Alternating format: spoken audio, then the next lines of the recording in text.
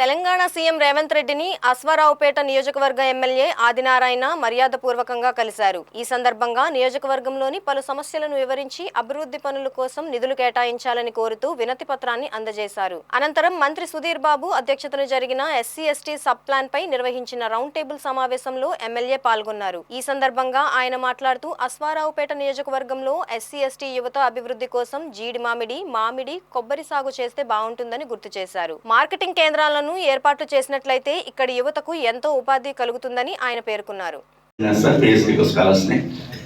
అయినా సరే దానికి ఒక అవగాహనతో మాట్లాడి బెస్ట్ విజన్తో నన్ను అప్రిషియేట్ చేసింది సార్.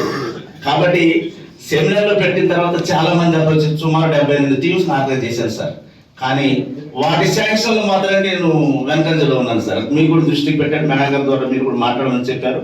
నేను ఇన్స్టిట్యూట్ ఆఫ్ శ్రీనివాసన్ గారితో వెళ్ళినప్పుడు కూడా అవును సార్. కాబట్టి సార్ నాకు కూడా ఆలోచన ఉంది, ఎంతో మంది యువతని కాంట్రాక్ట్స్ తయారు చేయాలని, అదేవిధంగా ప్రొక్యూర్మెంట్ లో ఒక ఇన్వాల్వ్మెంట్ కానీ ఇంప్లిమెంటేషన్ కనుక నాకు ఏ గూడ్ ప్రాజెక్ట్ తయారు చేస్తాను సార్. ఈ రోజు బ్యాంబో అనేది సుమారు 6 రాష్ట్రాల నుండి నేను దిగుమతి చేసుకున్నాను సార్. నా ఓన్ ఎక్స్పెన్స్ దిగుమతి చేసుకున్నాను సార్. మన శాంక్షన్ ఇవ్వటే కాకుండా ఇన్ ఫ్యూచర్ లో వారికి ఎగుమతి కావాల్సినటువంటి మార్కెటింగ్ వాల్యూ కనుక మనం కరెక్ట్ ప్రొక్యూర్గా ఒక కన్స్ట్రక్టర్ చేయగలుగుతా సార్. అది గుడ్ రిజల్ట్ వస్తుంది సార్.